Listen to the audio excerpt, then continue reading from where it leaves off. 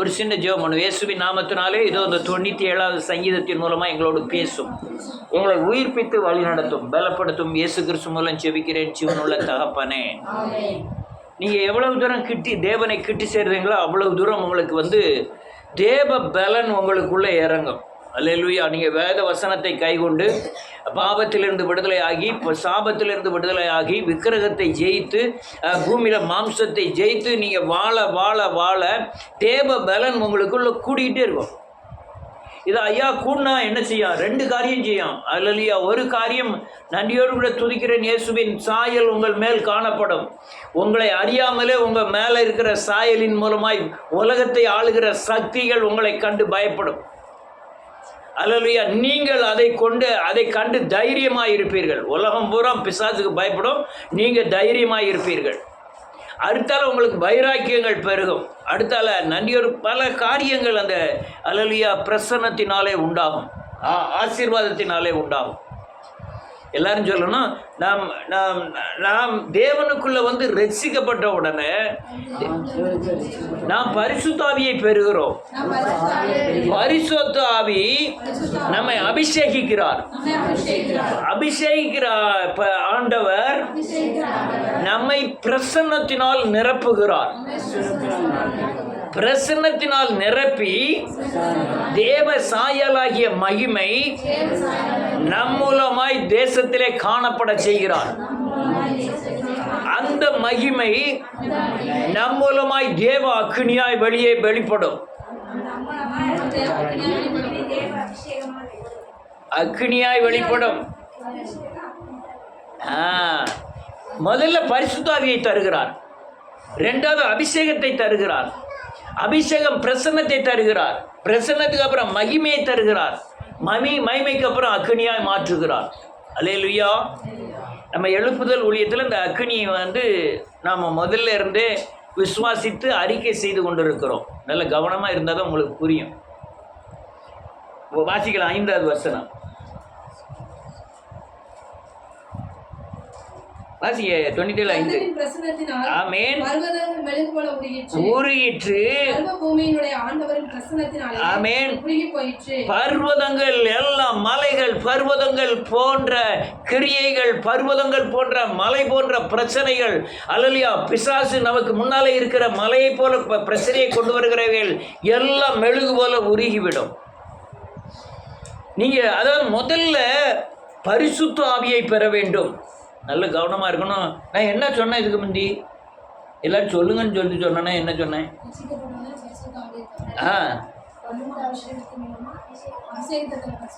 அபிஷேகத்தை பெறுவாங்க, பெறணும்,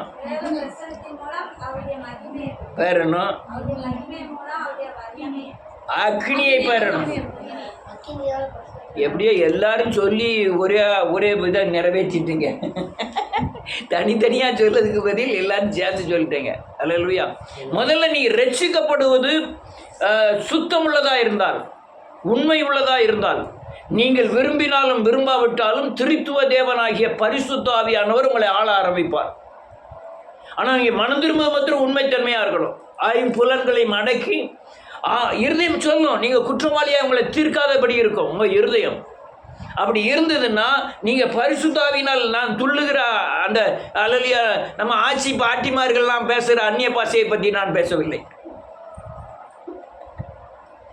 அது இல்லையா, அது பரிசுத்தாவியான உள்ள இருந்து எனக்கு கண்டிக்கணும், எனக்கு போதிக்கணும், இந்த வழியில் நடன்னு சொல்லணும், அப்படி நடத்தணும். அப்படி அதுதான் பரிசுத்தாவியான ஒரு தன்மை. எனக்கு தைரியத்தை கொடுக்கணும், எனக்கு விசுவாசத்தை கொடுக்கணும், எனக்கு ஜெபம் பண்ண வைக்கணும், என்ன வேத வசனத்தை வாசித்து அதன்படி நடக்க வைக்கணும். அதுதான் பரிசுத்த ஆவியானவர். அல்லேலூயா.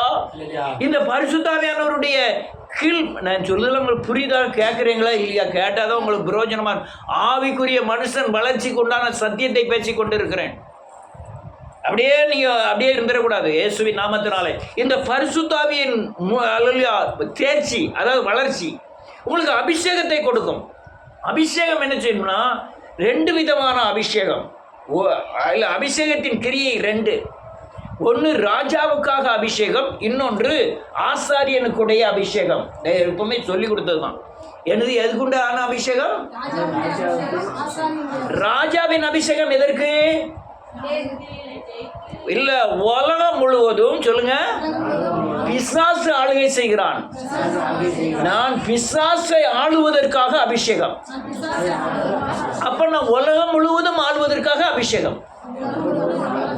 புரியுதா? உலகம் முழுவதும் யார் ஆளுந்துச்சுதா? ஆனா பிசாசு மேல ஆளுகை செய்வதற்காக தான் அபிஷேகம்.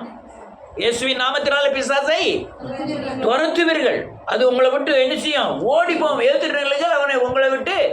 அப்போ அந்த உலகம் முழுவதும் பிசாசின் கரத்தில் இருக்கு. அந்த கரத்தில் இருக்கிற உலகத்தில் இருக்கிற பிசாசையும் ஆளுகை செய்யும்படியாக தான் அபிஷேகம். அல்லேலூயா. அந்த அபிஷேகம் இன்னொன்று என்ன செய்யும்? ஆசாரிய ஊழியம் செய்யும். பழைய ஏற்பாடுல ராஜாவாய் தீர்க்கதரிசியாய் தேவன் அபிஷேகித்தார். அல்லேலூயா. ராஜாவா என்ன செய்தாரு? ஆனால் புதிய ஏற்பாடு வரும்போது ஆசாரியனாகவும் ராஜாக்களுமாய் அபிஷேகிக்கிறார். ஆசாரியன் எதற்கென்றால், நான் சொல்லுதெல்லாம் திரும்பி எப்படி சொல்ல போறது இல்லை. அல்லேலூயா. ஆசாரியன் என்றால் நானே தேவன் தங்கும் ஆலயம். சொல்லுங்க.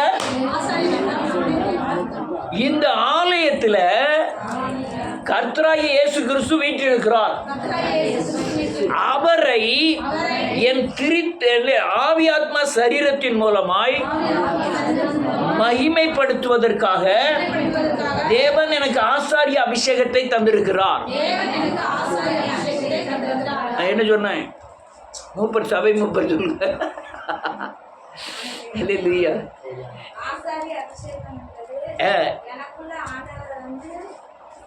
வந்து போய்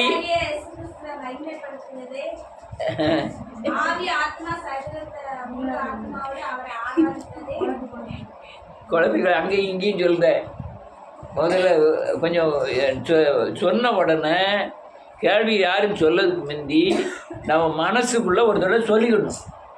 சொன்னதும் உங்களுக்கு சொல்லுறதுக்கு யாராவது சொல்லுங்க. அது ஆசாரியர் அங்கே ஆவி ஆத்மா சரீரம் இங்கே அப்படி இப்படி தொட்டீங்கன்னா உனக்கும் வழங்காது.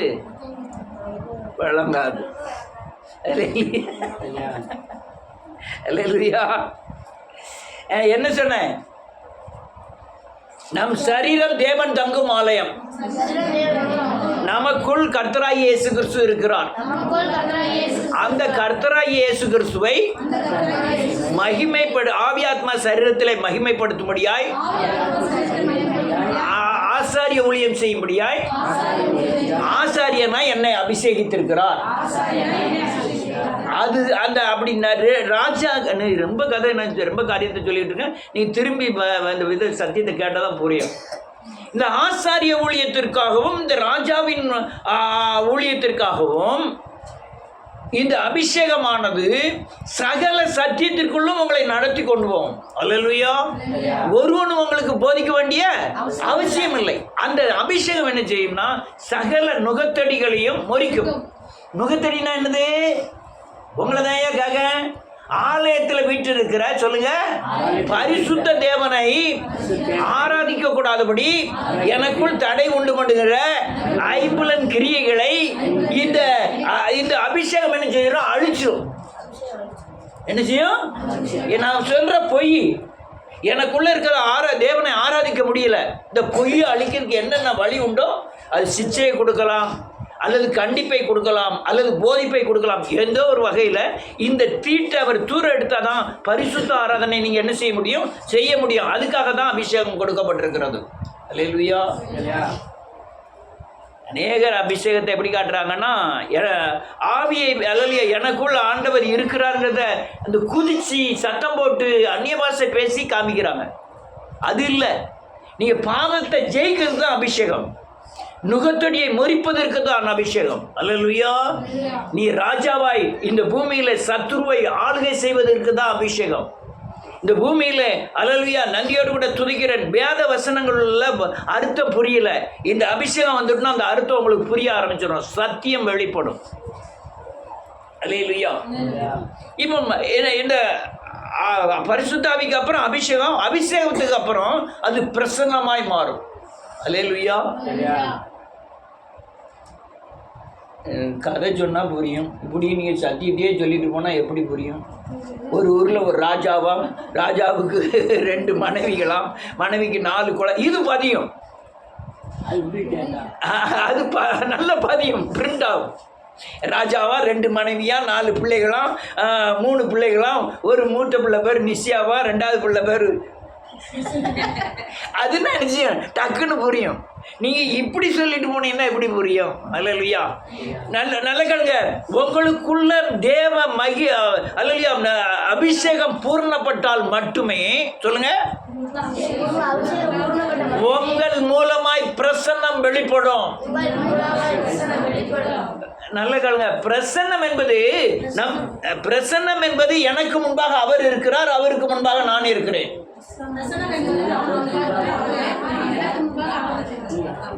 இதுதான் பிரசன்னம். நீ எங்க போன, கார்ல போனாலும் உனக்கு முன்பாக யார் இருக்கார்?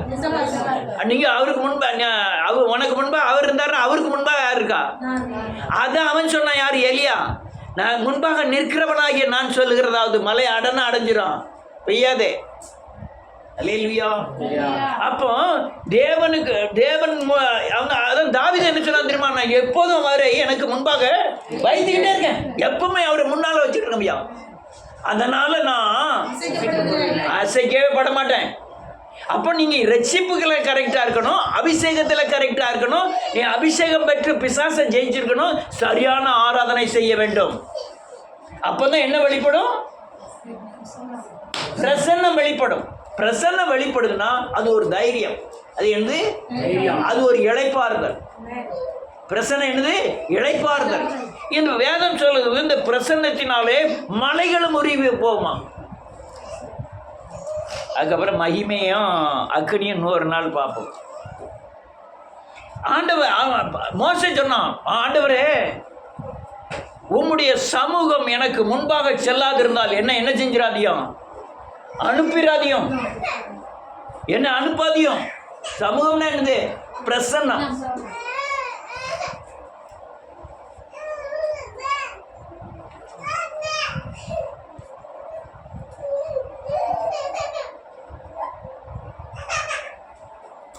ரைட், இயேசுவின் நாமத்தினாலே. அல்லேலூயா. சமூகம்னா என்னது?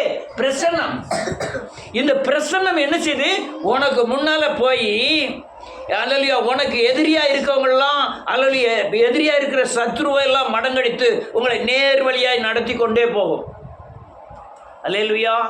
அவன் மோசே உணர்ந்ததுனால தான் இந்த பிரசன்னத்தின் அல்லேலூயா ஆசீர்வாதத்தை, பாதுகாப்பை உணர்ந்ததுனால தான் நான் இந்த வனாந்தரத்தில் 6 லட்சம் பேரை கூட்டிகிட்டு போகிறேன். ஆண்டவரே, இந்த கூட்டிகிட்டு போகும்போது எனக்கு முன்பாக நீர் என்ன செஞ்சுக்கிட்டு இருக்கணும்? போயிட்டே இருக்கணும். நீ போயிட்டு இருக்கா இல்லைன்னா என்ன செஞ்சிடாதையும் அனுப்பாது. ஏன்னு கேட்டால் எனக்கு பாதுகாப்பு கிடையாது. மோசே சொன்னான், அல்லேலூயா, எனக்கு முன்பாக நீர் செல்லும், இல்லைன்னா என்னை அனுப்பாது. அல்லேலூயா. தேவ பிரசனம், தேவ பிரசன்னம் இன்னொன்று செய்யும். இயேசுவின் நாமத்தினாலே ஸ்தோத்திரம் ஆண்டவரே. ஈசாக்கு தன் ஊழியக்காரனை கூப்பிட்டு பெண் பார்க்கிறதுக்கு அனுப்புறான். ஆபிரகாம் ஈசாக்க அனுப்புறான். ஈசாக்கு அனுப்பும்போது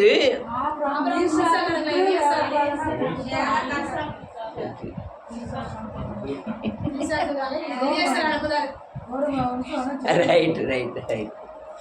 அல்லேலூயா. 22வது அதிகாரமா 20 ஆபிரகாம் ஈசாக்குக்கு பெண் பார்க்க தன் ஊழியக்காரனாகிய தலைவன்ல ஒருத்தனை கூப்பிட்டு, நீ இவ்வளவு ஒட்டகத்தை வச்சுக்கோ, இவ்வளவு வெள்ளியை வச்சுக்கோ, பெண்ணை போய் பார்க்கப்போ அப்படின்னு அனுப்புறான்.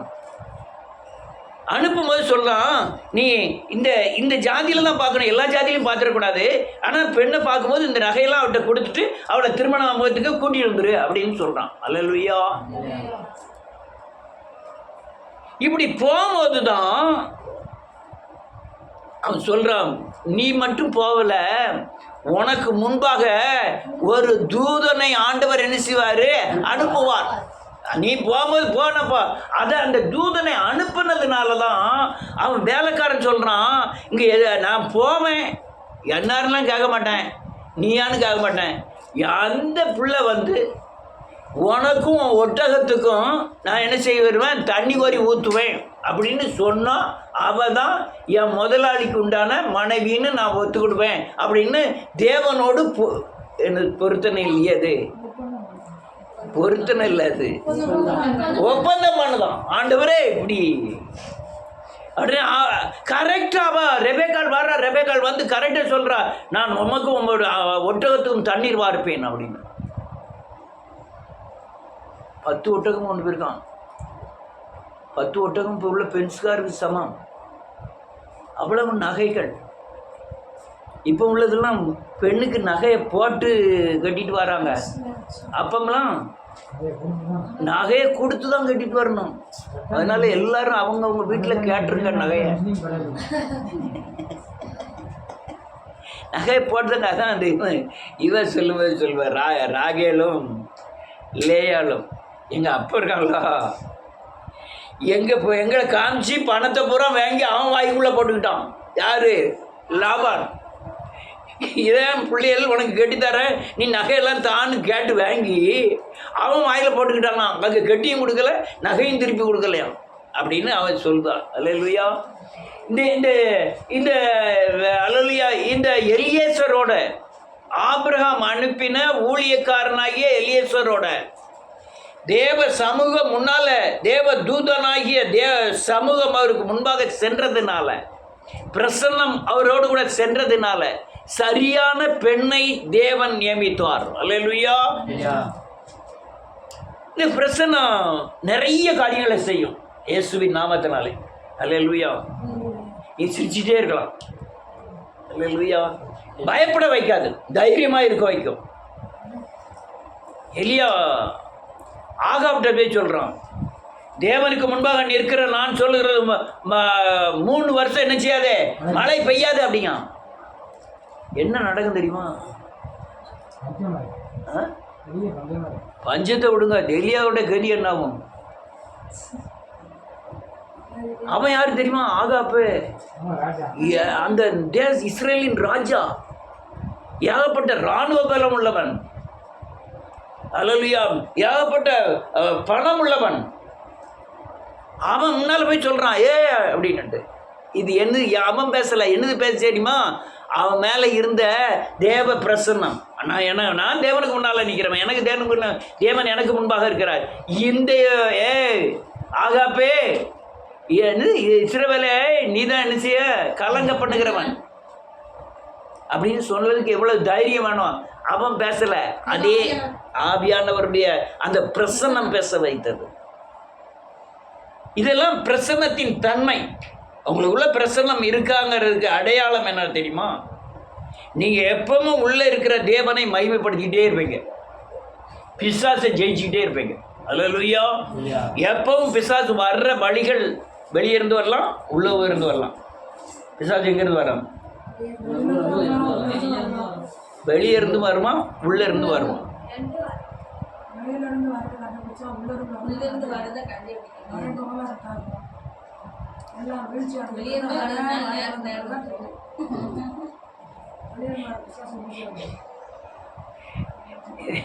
நீ பிரசன்னத்தில் இருந்தா உள்ள இருந்தாலும் என்ன செஞ்சிடலாம், வெளியே இருந்தாலும் கண்டுபிடிச்சிடலாம்.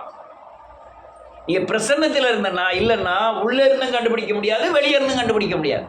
அல்லேலூயா.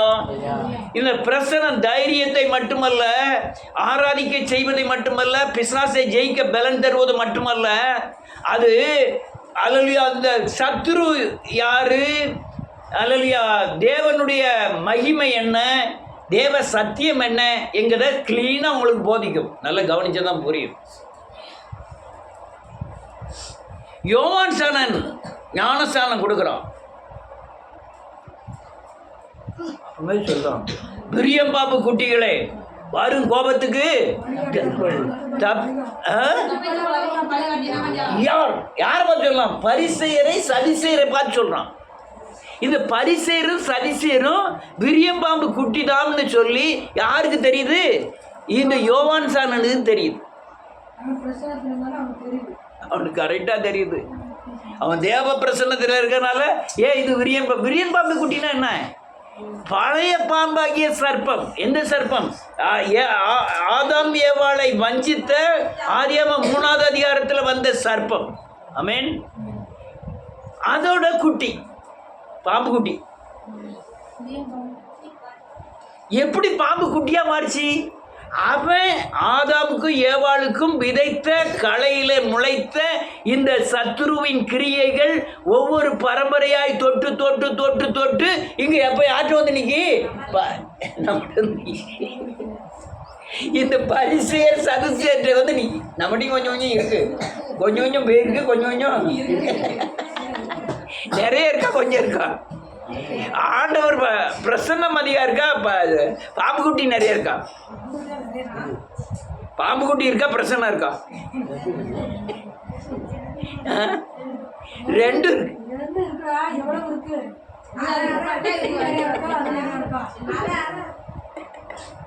அல்லேலூயா. அதுக்கு தான் அவன் சொல்றான் பாம்பு குட்டின்னு சொல்றான். விரியம் பாம்பு குட்டியே. என்ன அர்த்தம்? நீ சத்தியத்தை புரட்டுற விரியம் பாம்பு குட்டி. வரும் கோபத்துக்கு தப்பித்துக் கொள்ள வகைத்து காட்டினவன் யார் அப்படின்னு கடிந்து கொள்ளுகிறான். இதை காமிச்சது என்ன தெரியுமா? தேவ பிரசன்னம். அல்லேலூயா. தேவ. இன்னொன்னு, இங்க ஒருத்தர் வரிசையா நிக்கிறாரு, வரிசையில் ஒரு ஆள் நிற்கிறாரு. அவர் தான் பாவங்களை சுமந்து தீர்க்கிற அவர், என்னிலும் வல்லவர். அவருடைய பாதரட்சிகளின் வாரை அவிழ்ப்பதற்கு கூட நான் எப்படி அல்ல. அவர் இன்னும் பார்க்கல. யார? இயேசுநாதரை பார்க்கல. இவன் லைன்ல ஏகப்பட்ட ஆளு ஞானஸ்தானம் எடுக்கிறதுக்காக நிக்கிறாங்க. இவன் ஒவ்வொரு ஆளும் முக்கிய விடுதவனை பார்த்து சொல்றான். அங்க ஒருத்தர் நிக்காரு. இது என்ன எப்படி கண்டுபிடிச்சா தெரியுமா? தேவ பிரசன்னம். அப்போ நீங்க தேவ பிரசன்னத்தில் இருந்தால்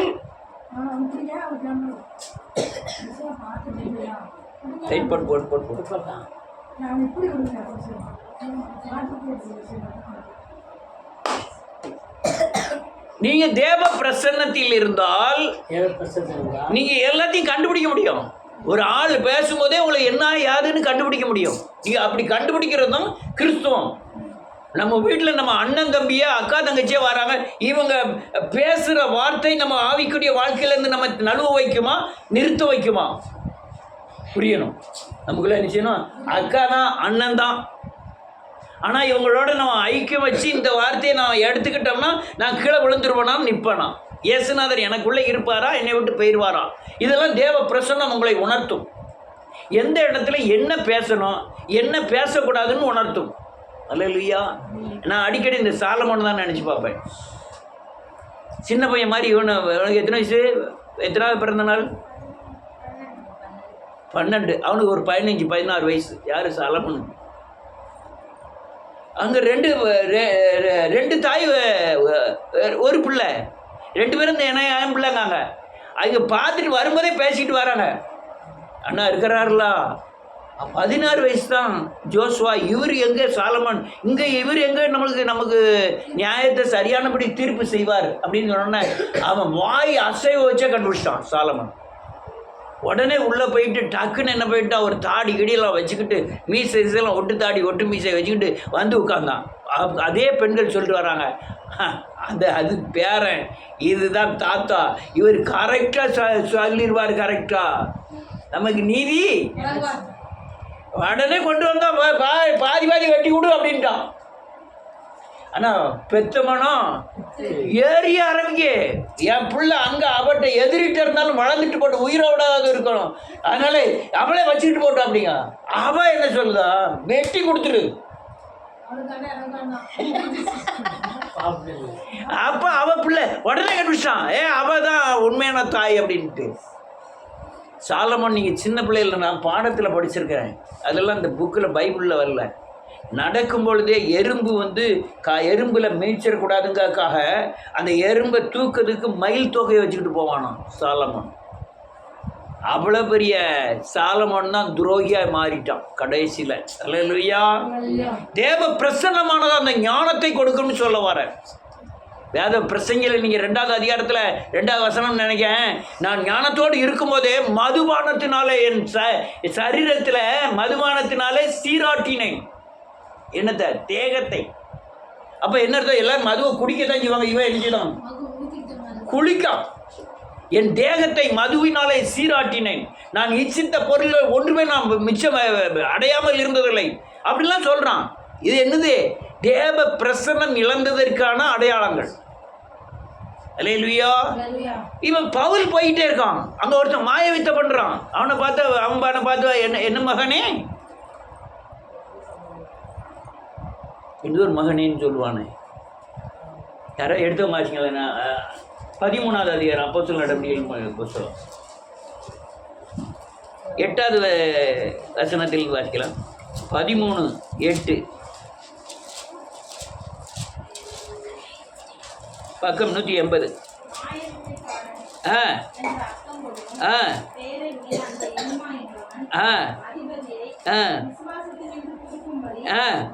வகை தேடி எதிர்த்து நின்றான். சவுல் நிறைந்து புற்று பார்த்து, ஆமென் ஆமென், பிசாசின் மகனே, பகைஞனே, ஓய மாட்டாயோ? ஆமென், வந்திருக்கிறது, அவன் குருடனாயிருப்பாய் என்றான். மந்தாரமோ இருளும் இது பிரசன்னம். இது மேல கண்ட பிரசன்னம். பார்க்குறான், நீதிக்கெல்லாம் பகைஞனேன்னு சொல்றான். தேவ பிரசன்னம். அவருடைய நினைவுகளை அறிந்துன்னு எழுதியிருக்கோம். இயேசுநாதர் அநேகர் நேரத்தில் இடங்களில் பரிசேயர் சதிசேயருடைய நினைவுகளை அறிந்துன்னு எழுதியிருக்கோம். தேவ பிரசன்னம். ஒவ்வொரு காரியத்தில் இது நியாயம் இருக்கிறான். பவுல் அவனுக்கு குருடனாக இருப்பாங்க, அடுத்த நிமிஷமே அவன் கையிலாக கொடுக்கொண்டு நீ நிலைமைக்கு வந்துட்டான். இவன் தேவ பிரசன்னம் உள்ள மனுஷன், தேவ வார்த்தைகளை பேசுகிறான். அவன் சொல்லுவதெல்லாம் நடக்கும். அல்லேலூயா, நடக்கும். இந்த கொரிந்தியர் 5வது அதிகாரம் நினைங்க, உங்களிலும் குறை உண்டு தகப்பனுடைய மனைவி வைத்திருக்கிறாயே என்று இருக்கும். அதில் 5வது அதிகாரத்தில் அதில் வரும்போது எழுதியிருக்கோம், அவனை பிசாசினிடத்திலே பவுல் ஒப்பு கொடுத்தான்னு எழுதியிருக்கோம். 5வது வசனம்னு நினைக்கிறேன். இப்போ வாசிக்க வேண்டாம். 10வது அதிகாரமா 5வது அதிகாரமா யாவும் இல்லை. 5வது வசனம், நான் அவனை பிசாசின் கரத்திற்கு ஒப்பு கொடுக்கிறேன், நான் மனம் திரும்பும்படியாய். அப்போ என்ன அர்த்தம்? நியாய தீர்ப்பு இவனே செய்கிறான். யாரு? குருடனாக இருப்பான்னு சொல்லலாம், குருடனாயிருப்பான். அது நியாய தீர்ப்பு யாருடையது? தேவனுடையது. யாருடையது? தேவனுடையது. இவன் நியாய தீர்ப்பு இவனே செய்கிறான். அவங்களை நான் பிசாசின் கையில் ஒப்பு கொடுக்கிறேன்னு எழுதுறான். அப்போ என்ன அர்த்தம்? தேவ பிரசன்னத்தில் உள்ளவன் இவன். அல்லேலூயா, மகிமையை பெற்றவன், அக்னியை பெற்றவன். இவன் வாயிலிருந்து வருகிற வார்த்தைகள் தீர்ப்பாய் மாறுகிறது. அப்போ உங்கள்கிட்ட தேவ பிரசன்னம் எப்பவும் தங்கியே இருக்கணும். அல்லேலூயா, எப்பவும் தங்கியே இருந்துன்னா நீங்கள் மிதக்கிற வாழ்க்கை பண்ணலாம், மிதந்துக்கிட்டே இருக்கலாம். அல்லேலூயா, மிதந்துக்கிட்டே இருக்க வாழ்க்கைன்னா எப்படி? இந்த உலகத்தின் அசுத்தங்கள் யாவும் உங்களை என்ன செய்யாது? தொடவே செய்யாது. நீங்கள் தேவனுக்குள்ளே மிதந்துட்டு இருப்பீங்க. ரைட், நான் திருப்பி சொல்லி முடிக்கிறேன்.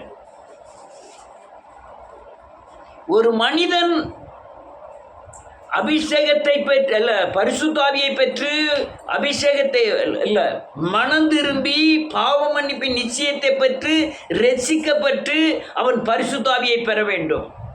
பரிசுத்தாவி பெற்றவன் அல்லேலூயா நன்றியோடு கூட துதிக்கிறேன், அந்த அல்லேலூயா வசனத்திற்குள் நடத்தும்படியாகவும், அல்லேலூயா நன்றியோடு கூட துதிக்கிறேன், தேவனை ஆராதிக்கும்படியாகவும், உலகத்தில் உள்ள சத்ருவை ஜெயிக்கும்படியாகவும் அபிஷேகம் பெற வேண்டும். அபிஷேகம் பெற்ற மனுஷன் தேவ பிரசன்னத்திலே எப்பவும் அவரை முன்பாகவும் அவருக்கு முன்பாகவும் நிற்க வேண்டும். அவனுக்கு சகல அநேக அதிகாரங்கள் கொடுக்கப்படுகிறது. அதுக்கப்புறம் அவனை தேவன் மகிமை மூட ஆரம்பிக்கும். அந்த தேவ மகிமையானது இந்த பூமியிலே அவனை வழி நடத்தும். நீங்கள் யாத்திராகமத்தின் புத்தகத்தில் எல்லாம் வாசி பார்த்தீங்கன்னா மகிமை அந்த ஆட்களை பூரா வழி நடத்தியது. அது அக்கினியாய் மாறும். அக்கினியாய் மாறும்னா அல்லேலூயா. அந்த இயேசுநாதர் சொன்னாரு, அல்லேலூயா, நீங்கள் பெற வேண்டிய ஒரு ஸ்நானம் உண்டு, நீ அக்கினியால் நீ ஞானஸ்நானம் பெறணும் என்று சொன்னார். இதோ அக்கினியை போட வந்தேன், இது பற்றி எரிய வேண்டும் என்று விரும்புகிறேன் என்று சொன்னார். அல்லேலூயா. என்னிலும் வல்லவர் வருகிறார், பாதரட்சியின் பாலை அவிழ்ப்பதற்கு நான் பாத்திரன் அல்ல, அவர் ஆவியினாலும் அக்கினியினாலும் உங்களுக்கு ஞானஸ்தானம் கொடுப்பார்னு வேதம் சொல்லுகிறது. அதனால் இந்த அக்னியின் தன்மைக்கு வந்தீங்கன்னா இந்த பூமியில் உங்களால் செய்யக்கூடாத காரியம் ஒன்றும் இராது. உங்களுக்குள்ள தேவ பிரசனம் தங்கியே இருக்கணும். அநேகர் அல்லேலூயா குடும்ப பிரச்சனையினாலே, ஆத்தும பாரத்தினாலும் இருதய பாரத்தினாலும் சோர்ந்து போக காரணம் அவங்களுக்குள்ள தேவ பிரசன்னம் இல்லை. நான் அதான் சொல்வேன், நீ எந்த சூழ்நிலையிலும் சரி மனம் திரும்புங்க. ஒன்றாம் கிளாஸ்ல இருந்து வாங்க. நீங்கள் மனம் திரும்பிட்டீங்கன்னா உங்கள் நோயோ சண்டையோ துக்கமோ நஷ்டமோ அவமானமோ, முதல்ல நீங்கள் மனம் திரும்பி ரட்சிக்கப்பட்டு நீங்கள் அபிஷேகத்தை பாருங்க. சத்துருவை ஜெயிக்கிறதுக்கு அதுதான் வழி. அல்லேலூயா. நீங்கள் சத்துருவை ஜெயிச்சிட்டிங்கன்னா இந்த உலகத்தில் உங்களால் செய்யக்கூடாத காரியம் ஒன்றும் இராது. அபிஷேகம் பூர்ணப்படணும். பூர்ணப்படுவது ஆவியில் அபிஷேகம் பெறணும், ஆத்மாவில் அபிஷேகம் பெறணும், சரீரத்தில் அபிஷேகம் பெற வேண்டும். இப்படி அபிஷேகம் பெற்றாதான் அது தேவ பிரசன்னத்திற்குள் கடந்து செல்லும். இது வளர்ச்சி, உங்களுக்குள்ள தேவனுக்குள்ள வளர்ச்சி. நீங்கள் இவ்வளோ நடக்க தான் இந்த உலகம் உங்களுக்கு அற்பமாகவும் அல்லேலூயா தூசியாகவும் குப்பையாகவும் மாறும். நீங்கள் அல்லேலூயா தேவனோடு வாழ்கிற வாழ்க்கை, அந்த தண்ணியில் மிதக்கிற காற்றில் மிதக்கிற காற்றாய் வாழுகிற ஒரு வாழ்க்கை இந்த பூமியில் நீங்கள் வாழ முடியும். வாழ்ந்தாலும் இந்த அல்லேலூயா கிறிஸ்துவ ஜீவத்துக்கு ஒரு பொருள் இருக்கும், ஒரு அல்லேலூயா ஒரு மேன்மை இருக்கும். நீங்கள் கிறிஸ்துவ ஜீவன் ஒரு அர்த்தமுள்ள கிறிஸ்துவ ஜீவன் செய்ய வேண்டும். அல்லேலூயா. அதனால் இதெல்லாம் உங்களுடைய வளர்ச்சியாய் மாற வேண்டும். ஏதோ குப்பி தட்டினோம், சர்ச்சுக்கு போனோம், 15 பாடலை பாடினோம், 10 நிமிஷம் செய்தி கொடுத்தாரு கேட்டோம், காணிக்கையை போட்டோம், வீட்டுக்கு வந்தோம்ட்டு அப்படிலாம் இருக்கக்கூடாது. நீங்கள் கிறிஸ்துக்குள்ளே வளரணும், இல்லைன்னா வளர வேண்டிய சபைகளை தேடணும். நீங்கள் கிறிஸ்துக்குள்ளே வளரலைன்னா குறிப்பிட்ட வருஷத்துக்கு அப்புறம் உங்களால் கிறிஸ்துவ ஜீவிதத்தில் ஓடவே முடியாது. வளர்ச்சி ஆனால் தான் நீங்கள் ஓட முடியும். நீங்கள் உலக மாம்ச வாழ்க்கையில் நீங்கள் ஆகாரம் சாப்பிட்டு உங்கள் சரீரம் வளர்ச்சி அடைஞ்சால் தான் உங்கள் ஆயுசு நாட்கள் கூட இருக்கும். அதே போல தான் உங்கள் வாழ்க்கையிலையும் ஆவிக்குரிய வாழ்க்கையிலையும் சரியானபடி ஆகாரமாகிய வேதவசனத்தை சாப்பிட்டு இந்த ரட்சிப்பு, பரிசுத்தாவி, அபிஷேகம், மகிமை, அல்லேலூயா, அக்னின்னு இப்படி வளர்ச்சி அடைஞ்சாதான் உங்கள் கிறிஸ்துவ ஜீவியம் கடைசி வரையும் ஓடும். இல்லைன்னா உங்களுக்குள்ளே ஓடாது. உங்கள் அநேகர் அபிஷேகம் பெற்றாலும் நின்றுட்டாங்க, அநேகர் ரசிக்கப்பட்டவுடனே நின்றுட்டாங்க, அநேகர் இந்த தேவ பிரசன்னத்தை பெற்றவுடனே நின்றுட்டாங்க. இப்படி அவங்க வளர்ச்சி அடையும் போது அதுக்கப்புறம் ஓடாமல் நின்றுட்டாங்க. ஏன்னா இந்த காரியங்களை போதிக்காதனால தான். குறிப்பிட்ட அளவுக்கு மேலே வளரலைன்னா ஒரு பிரயோஜனமும் கிடையாது. நீங்கள் ஒரு பிரயோஜனமும் கிடையாது. அதனால் வளர்ச்சி அவசியம் தேவை. இதெல்லாம் கண்களை திறக்கக்கூடிய சத்தியங்கள். கர்த்தர் உங்களை ஆசீர்வதிப்பாராக. எல்லாரும் எழுந்து நிற்போம்.